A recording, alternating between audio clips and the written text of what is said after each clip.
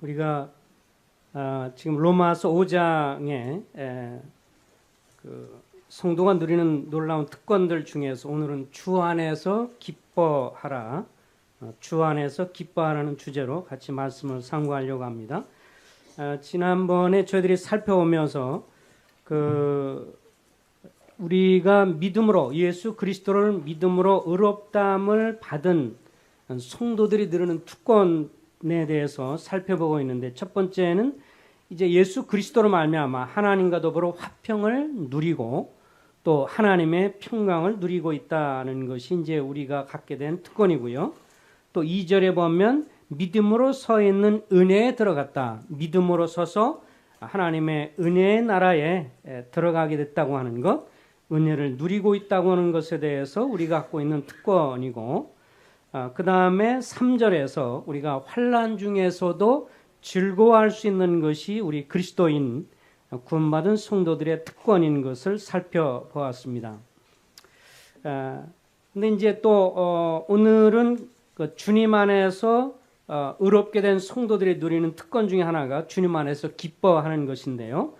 5장에 보면 즐거워한다는 것이 3번이 나옵니다. 자, 1절에 보시면 2절에 보면 2절 하반절에 하나님의 영광을 바라고 즐거워하느니라는 말씀이 있고, 또 3절에는 아까 읽었던 것처럼 우리가 환난 중에도 즐거워한다는 표현이 있고요. 그리고 11절에도 뒷부분에 보면 우리로 화목하게 하신 우리 주 예수 그리스도로 말미암아 하나님 안에서 또한 즐거워하느니라, 이렇게 즐거워한다, 기뻐한다는 것이 3번이나 나와 있는 것을 봅니다. 먼저 주 예수 그리스도를 믿는, 예수 그리스도를 믿음으로 구원받은 사람이 즐거워할 수 있는 이 특권, 기뻐할 수 있는 특권 중에 한 가지가 2절에 보면 먼저 이렇게 나와 있죠. 하나님의 영광을 바라고 즐거워한다. 사실 성경에 보면 하나님의 영광이 나타나는 것에 있어서 여러 차례 언급이 있습니다. 먼저는 하늘과 땅에 하나님의 영광이 나타났다고 언급을 하고 있죠. 시편 119편 1절에 보면 하늘이 하나님의 영광을 선포하고 궁창이 그의 손으로 하신 일을 나타내시는도다. 그리고 만군의 여호와여 그의 영광이 온 땅에 충만하도다. 이런 말씀들을 보면 하나님이 창조한 그런 하늘의 수많은 어떤 행성들, 유성 별들과 그리고 달과 모든 행성들이, 그리고 땅의 산천초목들이, 그리고 바다의 온갖 생물들이 사실 하나님의 창조의 솜씨와 그 영광을 드러내고 있습니다. 그렇지만 하나님의 영광이 좀 더 구체적으로 나타나는 것은 예수 그리스도께서 육신을 입고 이 땅에 오시면서 나타났다고 성경은 요한복음 1장 14절에서 말합니다. 말씀이 육신이 되어 우리 가운데 거하심에 우리가 그의 영광을 보니 아버지의 독생자의 영광이다. 그래서 하나님께서 하늘과 땅과 바다와 이 세상에 나와 있는 하나님의 능력과 지혜와 그리고 솜씨 가운데서도 하나님의 영광이 나타났지만, 이제 신체적으로 인간의 몸을 입고 오신 예수 그리스도, 그분에게 영광이 나타났습니다. 그리고 이 예수 그리스도, 이 하나님의 영광은 좀 더 구체적으로 육신을 입고 이 땅에 오실 뿐만 아니라 우리를 위해서 죽으시고 부활하심으로 말미암아서 그 하나님의 영광이 두드러지게 나타납니다. 요한복음 12장 23절 24절에 보면 예수께서 대답해 이르시되 인자가 영광을 얻을 때가 왔도다. 한 알의 밀이 땅에 떨어져 죽지 아니하면 한 알 그대로 있고 죽으면 많은 열매를 맺느니라. 주님이 오셔서 우리를 위해서 죽으시고 부활하셔서 한 알의 밀로 죽으실 것을 말씀하면서 거기에 영광이 드러날 것을 말합니다. 그렇지만 이런 모든 하나님의 영광이 또 궁극적으로 나타나는 영광이 있죠. 이 디도서 2장 12절 13절에 보면 이렇게 나와 있습니다. 복스러운 소망과 우리의 크신 하나님 구주 예수 그리스도의 영광이 나타나심을 기다리게 하셨으니, 하나님의 영광이 구체적으로 이제 앞으로 영광 중에 천사들과 나팔 소리와 함께 예수 그리스도께서 공중에 재림하셔서 나타날 그때가 우리에게 있어서 영광스러운 소망이고 그것이 하나님의 영광이 나타나는 것임을 말씀을 해주고 있습니다. 그것이 우리에게 영광스럽고 하나님의 영광인 것은 요한일서 3장 2절에 우리가 지금은 하나님의 자녀라 장래에 어떻게 될지는 아직 나타나지 아니하였으나 그가 나타나시면 우리가 그와 같을 줄을 아는 것은 그의 참모습 그대로 볼 것이기 때문이라. 우리가 주님의 오심을 소망하고 그리고 바라보고 있는 것은 주님이 오실 그때 우리도 그분과 같은 영광스러운 몸으로 변화돼서 더 이상 이 육신을 입고 있는 이 죽음, 시간, 공간의 제한을 받는 그런 삶을 뛰어넘어서 하나님의 영광의 나라에서 영원토록 살 수 있는 영광과 또 영광스러운 몸을 입을 것을 소망하기 때문에 그렇습니다. 골로새서 3장 4절에도 보면 우리의 생명이신 그리스도께서 나타나실 그때 너희도 그와 함께 영광 중에 나타나리라. 그래서 우리 그리스도인들이 이 땅을 살아가면서 어느 상황이든지 간에 기뻐할 수 있는 첫 번째 이유가 뭐냐면 여기에 하나님의 영광을 장차 우리 그리스도인들이 주님과 함께 주님을 만나게 하면서 주님처럼 되는 그런 영광을 소망하기 때문에 그렇다는 것을 말씀을 해주고 있습니다. 근데 가만히 생각해 보면요, 주님이 지금 기쁨을 얘기하고 있어요. 우리에게 그리스도 안에서 우리가 누리는 기쁨을 얘기합니다. 근데 이 기쁨을 얘기하면서 제일 먼저 언급한 영광이 뭐냐면 앞으로 미래에 있을 영광을 먼저 생각하며 기뻐한다고 말을 했습니다. 이게 순서적으로 보면 지금 우리가 환난 중에 기뻐하는 걸 먼저 얘기하는 것도 아니고, 그리고 마지막 11절에 하나님 안에서 즐거워한다는 것을 먼저 얘기하지 않고 앞으로 미래에 주님이 오실 그때 우리도 영광 중에 변화될 것이고 주님이 오실 그때 그분처럼 우리가 영광스럽게 될 것이다. 이것을 먼저 얘기한 이유가 뭘까?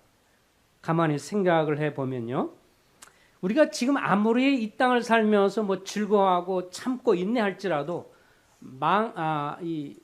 마지막이 이 해피엔딩이 아니고 비극적인 결말이면 이게 별로 안 좋은 것이죠. 그죠?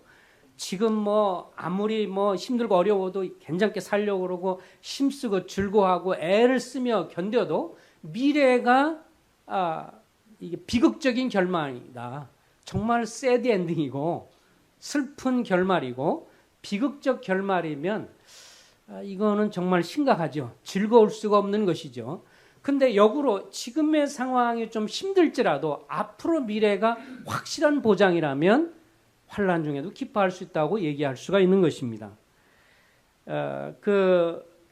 이제 과거에 그 뉴스 중에 나온 것 중에서요, 그 필리핀 한 무인도 밀림에서 일본의 군인들이 이제 발견됐다는 소식이 있었습니다.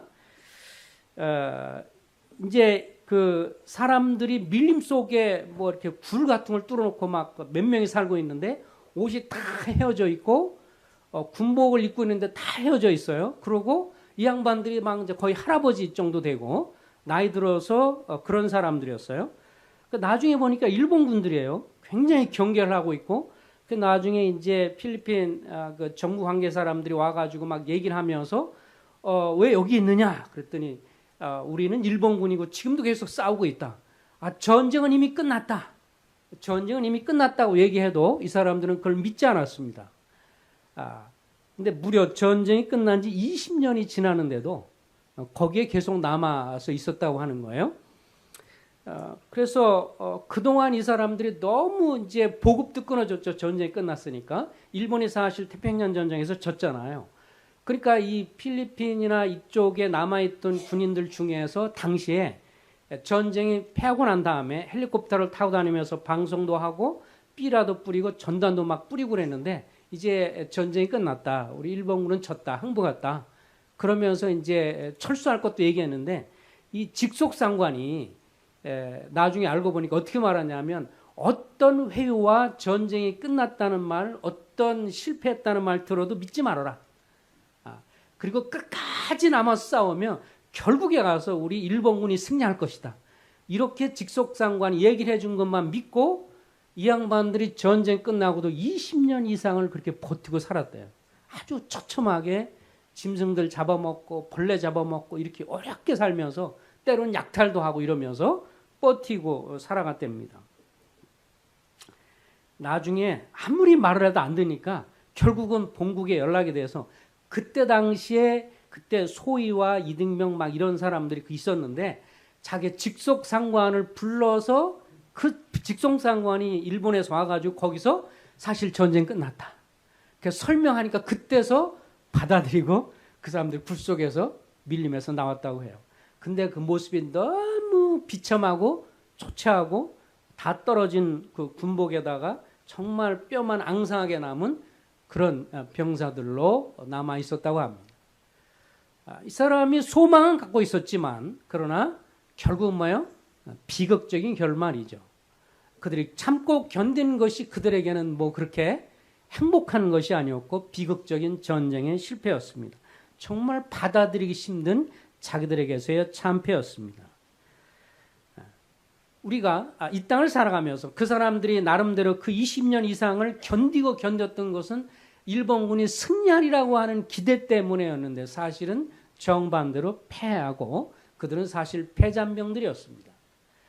우리가 이런 걸 생각해 볼 때 우리 그리스도인들이 이 땅에 살아가면서 역으로 만약 우리를 향한 주님의 말씀과 진리가 비극의 결말이라고 한다면 이 땅에서 우리가 견디고 혹은 참고 인내하고 그러면서 환난 중에서도 기뻐하는 것은 의미가 없습니다. 그러나 성경은 밝히 온 주관자여 온 세상의 창조자 하나님이 갈보리 십자가에서 죽으시고 부활하셔서 승리를 선언하셨고 최후의 승리를 언급을 하고 있기 때문에 그리고 앞으로 영광 중에 하나님의 영광이 나타나면서 그때 우리가 주님이 재림해서 오시면 영화로운 몸으로 변화될 거라고 하는 우리의 밝은 미래 그리고 행복한 미래 그리고 희망적인 미래를 언급하기 때문에 이 땅에서부터 즐거워하는 것을 시작할 수가 있습니다. 그래서 2절에 먼저 즐거움을 얘기할 때 3절에 환난 중에 즐거워하는 것 그리고 11절에 하나님 안에서 즐거워하는 것 그 맨 앞서서 우리가 앞으로 미래가 보장되어 있기 때문에 그리스도인들의 삶에 있어서 미래가 확실히 보장되어 있기 때문에 이 땅에서 즐거워할 수 있다고 하는 보장을 확실히 해주고 있는 것을 보게 됩니다. 우리 이것 때문에 감사할 수 있습니다. 아무리 지금이 힘들고 어려울지라도 비극의 결말이 아니고 행복한 결말을 약속해 놓으셨기 때문에 또 그 약속하신 분이 만왕의 왕이요 만주해 주시고 승리하신 분이기 때문에 그 확증은 확실한 것입니다. 이제 두 번째 환난 중에서도 기뻐할 수 있다고 3절에 말했습니다.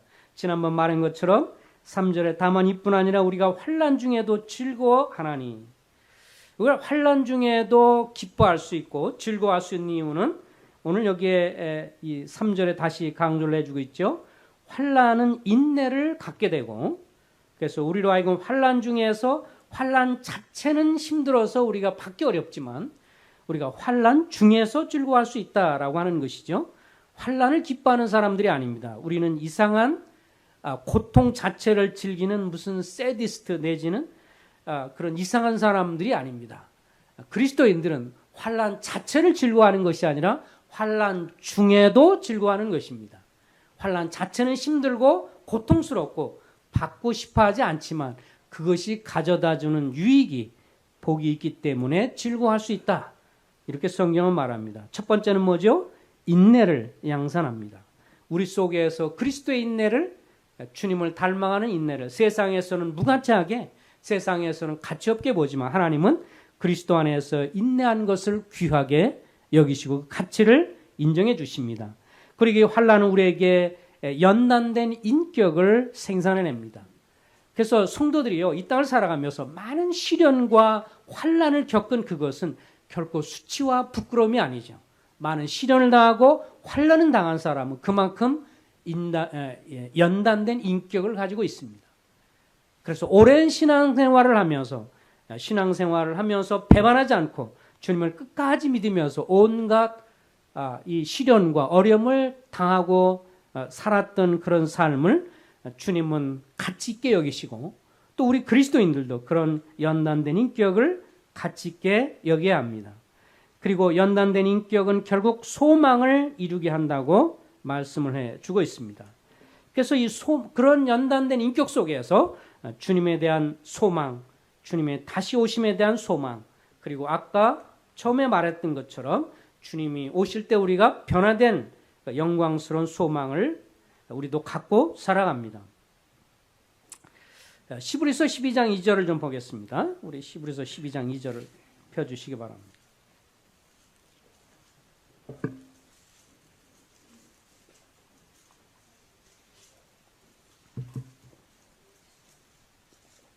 시브리서 12장 2절에 보면 우리 다 같이 한번 읽어볼까요? 시작. 믿음의 주여 또 온전케 하신 이인 예수를 바라보자. 그는 그 앞에 있는 기쁨을 위하여 십자가를 참으사 부끄러움을 개의치 아니하시더니 하나님 보좌 우편에 앉으셨느니라. 예, 우리의 모범이 되시는 주님, 주님이 당시에 당하셨던 고난에 대해서 어떤 태도를 가지셨는가, 환난 중에서도 어떤 태도를 가지셨는가를 잘 보여주고 있습니다.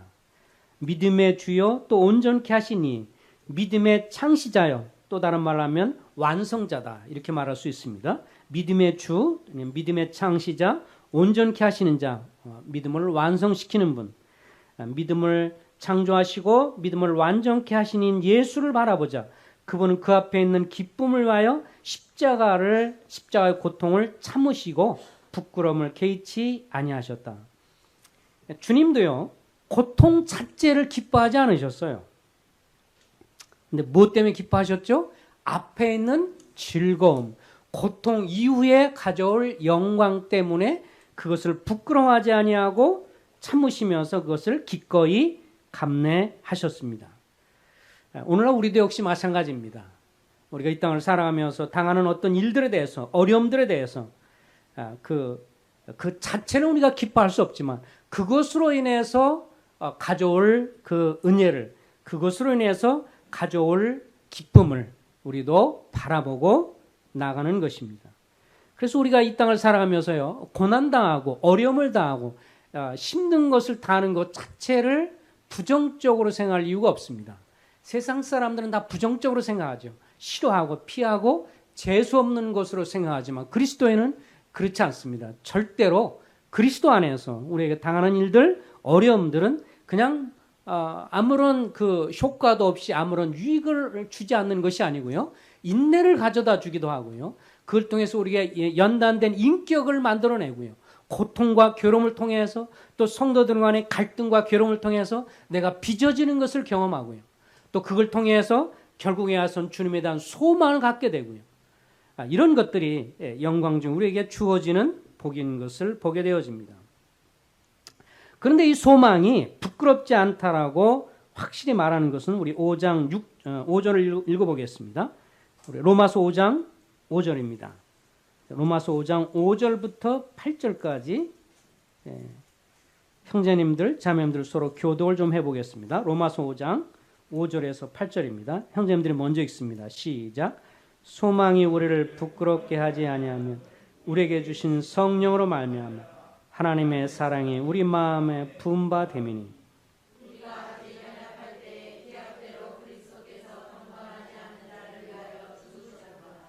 의인을 위하여 죽는 자가 쉽지 않고 천인을 위하여 용감히 죽는 자가 혹 있거니와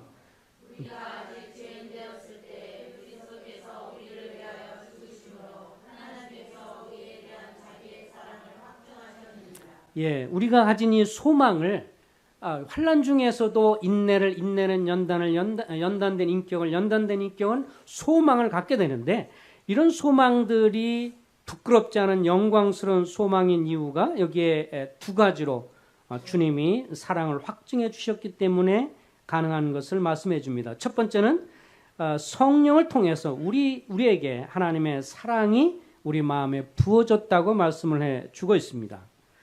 이 성령께서 우리에게 행하신 아주 독특한 사역인데요, 우리가 복음을 듣고 예수 그리스도를 받아들일 때 예수 그리스도를 믿고 받아들일 때 하나님의 사랑에 대해서 하나님의 사랑이 우리 마음에 부은 바 되었다고 말씀해주고 있습니다. 그래서 그 하나님의 사랑을 깨닫게 되고요. 그 하나님의 사랑에 대한 감사가 있게 되고요. 하나님이 날 이렇게 사랑하셨구나에 대한 감동이 있게 되어집니다. 그런 다음에 성령이 하시는 일은요. 우리가 예수 그리스도를 믿음으로 우리 마음에 하나님의 사랑이 이미 부어진 바 된 구원받은 사람은 주님이 이것을 계속 넘치도록 우리의 삶에서 계속 활력으로 넘치도록 하시는 일을 지금도 하고 계십니다. 그러면서 이 하나님의 사랑을 이 성령을 통해서 우리의 하나님의 사랑을 부어주실 뿐만 아니라 또 하나는 십자가에서 그리스도의 죽음을 통해서 하나님의 사랑을 확증해 주셨다고 6절과 8절은 말씀해 주고 있습니다. 우리가 아직 연약할 때 그리스도께서 경건치 않은 자를 위하여 죽으셨도다. 의인을 위하여 죽는 자가 쉽지 않고 선인을 위하여 용감히 죽는 자가 혹 있거니와 우리가 아직 죄인 되었을 때 그리스도께서 우리를 위하여 죽으심으로 하나님께서 우리에 대한 자기의 사랑을 확증해 주셨다라고 했습니다. 저도 이 하나님의 사랑에 대한 것, 특별히 로마서 5장 6절과 8절을 대할 때면 제가 구원받았을 때가 생각이 납니다.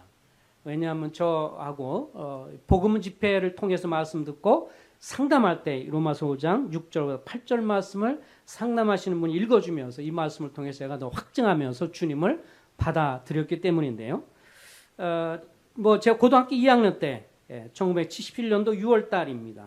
학생부 집회를 처음에 참석해서 복음을 듣게 되었습니다. 복음을 들으면서 이제 제가 말씀을 계속 들으면서요. 복음 집회 참석해서 말씀 들으면서 알게 된 것은 내가 정말 죄인이구나 하는 것을 이렇게 말씀을 통해 듣게 되면서 죄인에 대한 인식을 하나님이 이렇게 하게 해 주셨습니다.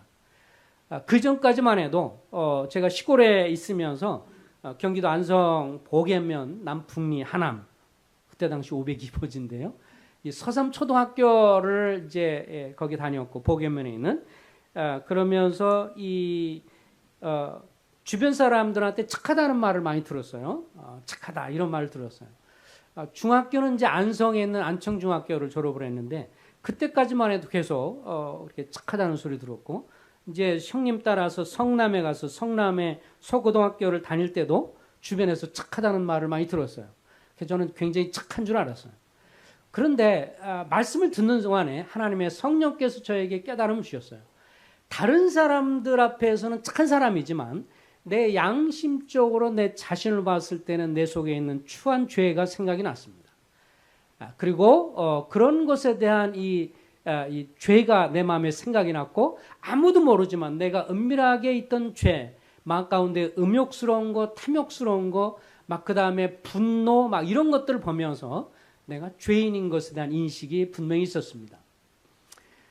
그러면서 나중에 죽음에 대한 것, 죄의 삭은 사망이라는 것을 들으면서 죽음에 대한 공포를, 죽음에 대한 것을 생각을 하게 됐습니다. 사실 제가 이제 예수님을 안 믿었으면요, 지금 생각해보면 무했을까? 잘은 확실히 모르지만, 저에게 제일 영향을 끼친 분이 이제 바로에 있는 넷째 형님이었기 때문에, 넷째 형님이 이제 그 운동을 하신 분이었어요. 중국 무술을 하신 분이고, 그래서 자기가 쌍립문을 만들어가지고 협회를 만들어가지고 총 문주가 되셔가지고 10명의 제자들을 가르치고 저는 동생이라는 백으로 형 밑에서 같이 배우게 됐는데요. 다른 분들은 제가 그때 20살 나이였는데 제가 이제 18살이었네요. 17, 그 정도 16, 17살이었을 때 다른 분들은 다 30살 이런 분들이었어요. 합기도 3단, 태권도 5단, 이런 유단자들이 10명이 교육시키는데 저는 형이 문주가 되다 보니까 형 백으로 사실은 아주 어린 애인데 같이 형하고 이제 형 밑에서 이제 같이 운동을 하게 되면서 거기에 막 심취하게 됐습니다. 그러니까 이제 사실 형이 군대 고등학교 때 이 양반이 이제 제 선배가 저한테 기회만 되면 와서 예수님 얘기하고 1년 전부터 저한테 예수님을 얘기하고 교회 가자고 그러는데 이제 관심이 없었죠.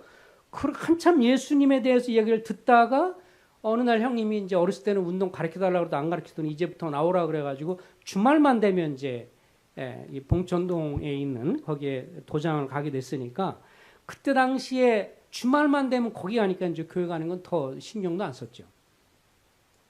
근데 저에게 한 번 이제 사건이 이렇게 이 죽음에 대한 생각을 하게 된 건 뭐냐면 어느 날 운동하다가 쉬는 시간에 대해서 이제 이렇게 나왔는데 제 바로 앞에 나와서 저하고 한 10m 간격에서 어떤 분이 무단횡단을 하신 거예요.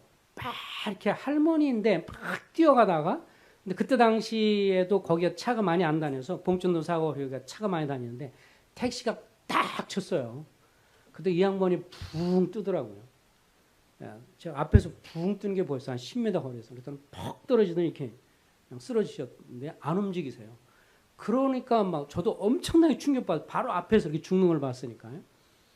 그러니까 이 택시 운전수가 급히 내리더니 막 그냥 헐레부터 내려가지고 이렇게 확인하더니 그분을 주변 사람들 모이니까 떼밀어서 이렇게 차에서 병원으로 이제 끌고 가는 건데 제가 그 앞에서 그렇게 쳐서 이렇게 되는 걸 보면서 참 충격이 됐습니다. 형님이 그러더라고요. 이렇게 떨어졌을 때 사람이 움직이더냐? 안 움직였거든요. 그러면 그 뇌진탕으로 금방 죽을 수가 있다. 그런 걸 보면서 굉장히 그 충격이 되면서 죽음에 대한 것들을 생각할 때 이제 그런 복음을 듣게 되면서 죄의 싹은 사망이요. 그러면서 나 같은 죄를 위해서 주님이 십자가에 죽으셨다고 하는 것에 대한 예수님의 복음을 듣게 됐습니다. 정말 제 마음 가운데 감사가 되더라고요. 근데 이제 그때 당시에 사단도 역사를 하죠. 제 마음에 딱 생각이 뭐냐면 너 지금 잘못 왔다. 빨리 도망가라. 한편으로 막 도망가고 싶은 생각이 막 있었어요. 너 이게 잘못 온 거야. 도망가. 근데 또 한쪽에서는 지금 안 믿으면 너 큰일 난다. 양쪽에 이것이 막 강하게 있는데 결국 하나님이 이기셨습니다. 거기서 결국 제 마음에 불복하고 주님을 믿기로 작정을 했고 믿기를 원하는 사람 손 들으라고 그럴 때 손이 올라갔고 그래서 이제 다른 분과 상담하면서 로마서 이때 5장 6절 8절을 통해서 주님 앞에 영접을 했습니다. 그때 당시에는 참 제가요 갈 때 여기에 딱 뭐를 차고 있는 배지를 갔어요. 금독은 배지인데 대한 18기 쌍님문 협회 이래가지고 그 이제 소위 말해서 나름대로 유단자한테 주는 형님이 주는 그 선물인데 이거를 딱 차고 교회 갔거든요. 전혀 상관이 없는. 그래서 제가 복음을 들으면서 이게 이렇게 걸리더라고요. 주님 영접하면서. 그래서 그걸 떼가지고 상담원한테 주면서 이제 이거 그만하고 예수님 믿겠습니다. 제가 그때 주님 영접하지 않았으면 제 형님 그러고 나서 미국에 가셨는데 형님 따라서 미국에서 도장에서 운동하는 사람이었을지도 모르고 그 영적인 싸움이 아니라 육체적인 싸움을 하고 있을 사람이었는지도 모르는데 하나님이 저를 구원하셔서 좀 하신 것에 대해서 감사가 되어집니다. 어쨌든 이 구절을 볼 때마다 참 주님이 저 같은 자를 사랑하신 것에 대해서 그래서 이 마음 그때 당시 로마서 5장 6절 8절을 이렇게 설명해 주는데 그런 생각이 들더라고요. 이순신 장군이 생각났어요. 참 이순신 장군이 선인 같은 분이지만 그러나 그분의 죽음이 과연 어땠나 생각하면서 나 같은 자를 위해서 예수님이 죄인 되었을 때 연약할 때 나 같은 자를 위해 주님이 죽으셨다.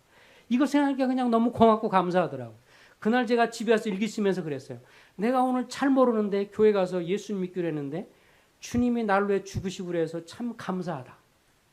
그게 참 생각할 때 감사한데 이제부터 예수님을 믿기로 했다. 그러고 벌써 지금 40몇 년이 지난 것 같습니다. 그때 제 마음에 들어오신 주님을 생각할 때 그 이후로 저를 변화시키는 것을 생각할 때 감사가 되고 그 사랑을 알게 된 것에 대해서 얼마나 감사가 된지 모릅니다. 그때 도망가도록 그냥 내버려 두지 않으시고 그때 도망갔으면 영영 제가 아마 예수 안 믿었을 건데 하나님의 성령께서 저를 붙잡으셔서 그 마음에 하나님의 사랑을 알게 해주시고 믿게 해주신 이 은혜와 이 사랑이 얼마나 놀라운 것인지 지금 생각할 때도 감사가 되어집니다. 자, 이제 세 번째입니다. 11절에 보면 이제 9절 말씀에 그러면 이제 우리가 그의 피로 말미암아 의롭다 하심을 받았으니 더 그로 말미암아 진노하심에서 구원을 받을 것이니 10절 곧 우리가 원수 되었을 때 그의 아들의 죽으심으로 말미암아 하나님과 화목되게 되셨은즉 화목하게 된 자로서는 더 그의 나심으로 말미암아 구원을 받을 것이니라.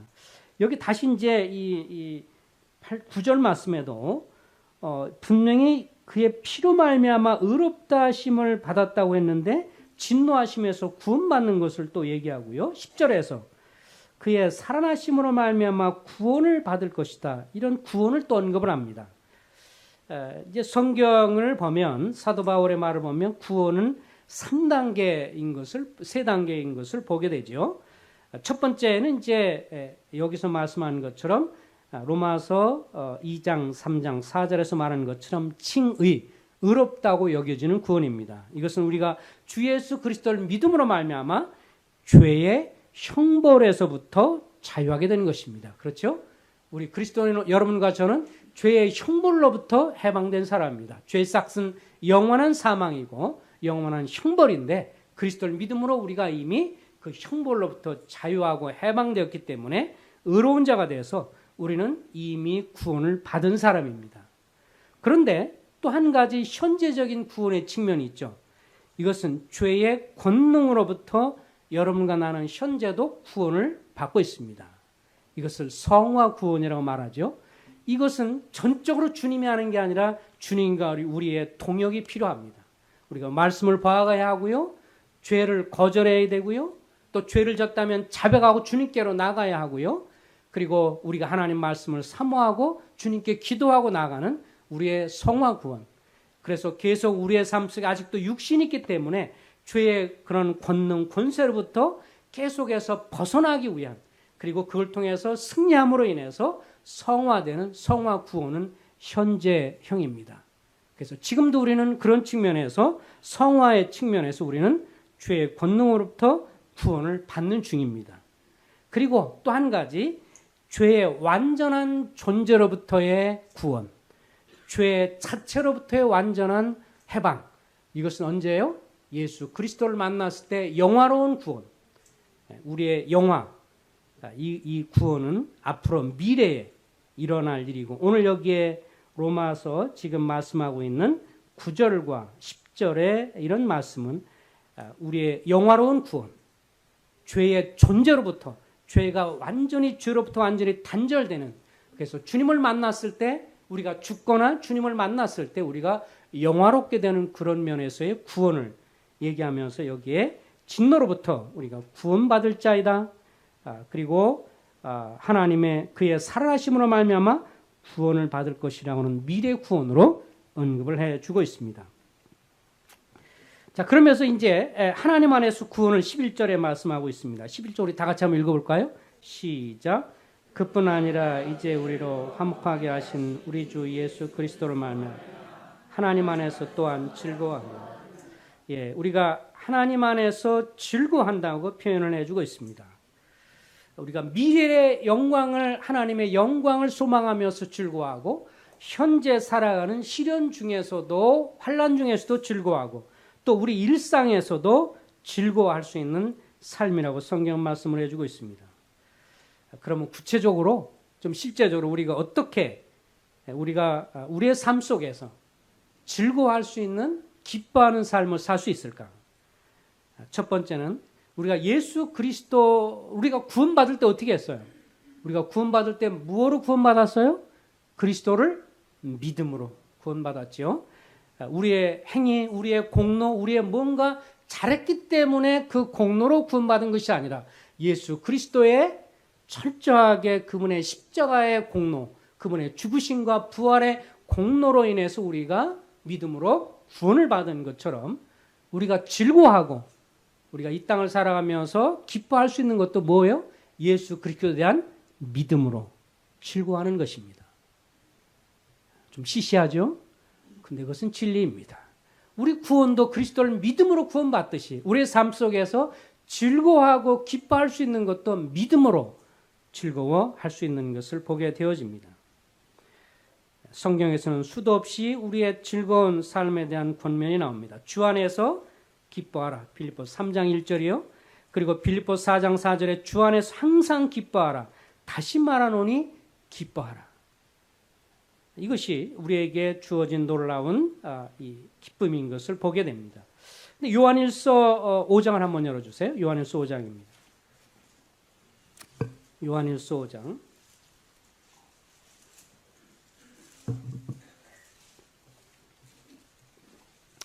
요한일서 5장 3절. 요한일서 5장 3절 4절 읽겠습니다. 3절을 먼저 읽습니다. 시작. 하나님을 사랑하는 자는 이것이니 우리가 그의 계명을 지키는 것이 그의 계명들은 무거운 것이 아니로다. 여기까지만 먼저 보겠습니다. 이 말씀이 잘 나가다 우리에게 약간 걸리는 말씀이 하나 있어요. 그죠? 하나님을 사랑하는 것은 이것이니 우리가 그의 계명을 지키는 것이다. 이건 이해가 돼요. 그죠? 하나님을 사랑한다는 것은 그분의 말씀을 사랑하는 것이다. 이해가 됩니다. 그런데 그의 계명들은 무거운 것이 아니로다. 라는 말이 좀 무겁죠? 그죠? 이게 그의 계명들은 쉬운 것이다. 한마디로 이런 건데 어떻게 느껴지십니까? 어떤 분은 이렇게 말하더라고요. 자기는 그 설교자는 한 분이 이렇게 말했어요. 자기는 설교를 할 때, 요 구절을 할 때마다 자기가 담담이 없어서 빼놓고 그냥 했대.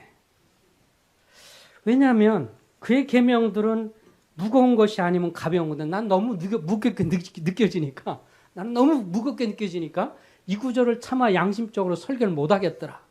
자기는 설교를 못 했다. 이렇게 말한 분도 있어요. 근데 이 프란시스 셰퍼라는 분이 있는데 이것도 그리스도인으로서 많이 알려진 분이에요. 스위스에서 이제 라브리라고 하는 걸 통해서 많은 그리스도인과 상담도 하고 사역했던 복음주의자입니다. 그분이 이 구절에 대해서 얘기하면서 이런 말을 했어요.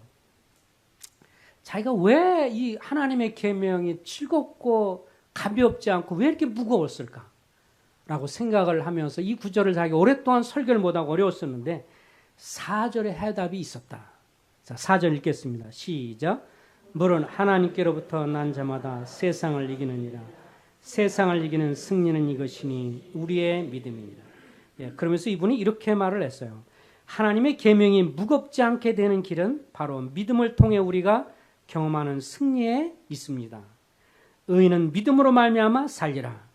우리 자신의 힘으로 살려고 하면 계명들은 주님의 계명은 무거운 것이지만 예수 그리스도가 흘리신 보혈을 기초로 해서 하나님을 믿음으로 붙잡을 때 그 계명은 우리에게 가볍게 됩니다.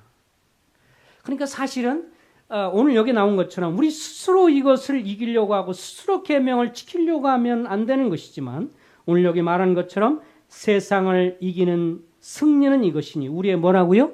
믿음이니라.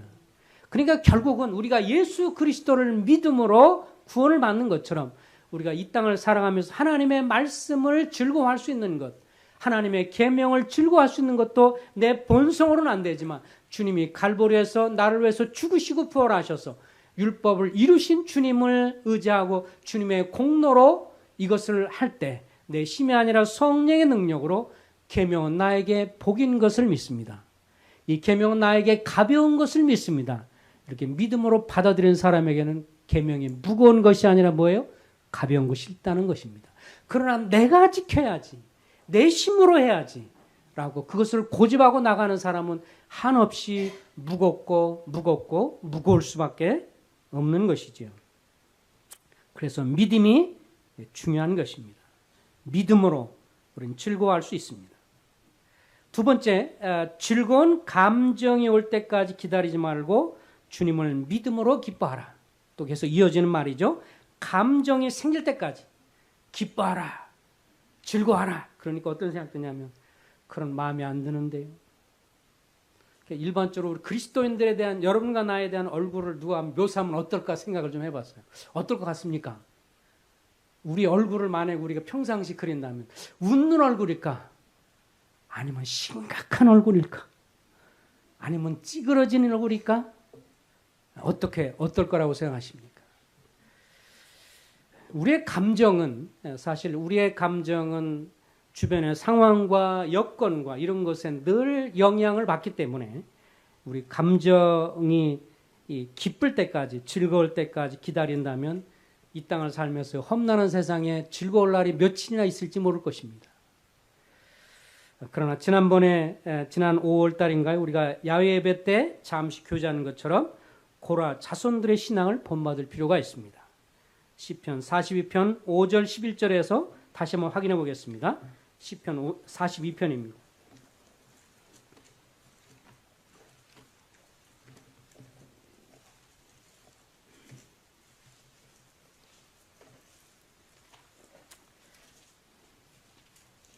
시편 42편 5절 말씀을 다 같이 한번 읽어보겠습니다. 5절입니다. 자, 시편 42편 5절입니다. 시작. 내 영혼아 내가 어찌하여 낙심하며 어찌하여 내 속에서 불안해하느냐. 너는 하나님께 소망을 두라. 그가 나타나 도우심으로 말미암아 내가 여전히 찬송하리로다. 예, 여기에 고라 자손들은 주님 앞에서 기뻐하는 법을 알고 있었습니다. 그렇죠? 내 영혼아 내가 어찌하여 낙심하여 어찌하여 내 속에서 불안해하는가. 자기 자신에게 하는 말이에요. 그죠? 육신을 갖고 있는 자기 자신이 근심하고 걱정하고 염려하니까 자기 자신을 향해서 합니다. 내 영혼아 내가 어찌하여 낙심하며 어찌하여 불안해하는가. 내 마음이 그렇게 그냥 감정 흘러나는 대로 두지 않고 자기 영혼한테 하는 말이에요. 그러면서 뭐라고 그래요? 너는 누구한테 소망을 둬요? 하나님께 소망을 두라. 그러면 그분이 나타나서 도우심으로 인해서 내가 여전히 찬송하리로다. 찬송하게 되면 즐거워하잖아요. 우리가 이렇게 자기 영혼을 향해서 그렇게 할 필요가 있습니다. 우리 속에 있는 육신은 우리에게 근심을 가져다 줍니다. 우리 속에 계속해서 염려를 줍니다. 가불해서 이것저것 앞으로 있을 거 없을 거 다 끄집어서 계속해서 우리 마음에 부정적인 생각을 불어넣죠. 우리 속에 있는 육신은 우리에게 긍정적인 생각 안 줘요. 계속 죄성과 연관이 있기 때문에 근심, 걱정, 두려움, 염려, 불행 수도 없이 많은 부정적인 생각을 우리에게 불어넣어서 즐거워하는 삶을 살지 못하도록 방해를 합니다. 거기에 우리가 넘어가서는 안 된다고 여기에 고라 자손들은 이야기를 합니다. 내 영혼아 내가 어찌하여 낙심하며 어찌하여 내 속에서 풀어나야 하는가. 너는 하나님께 소망을 두라.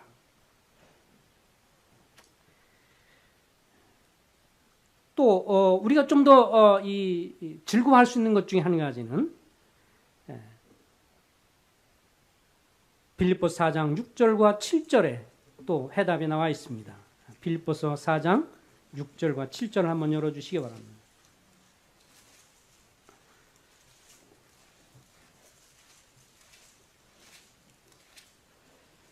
빌립보서 4장 6절부터 7절까지입니다.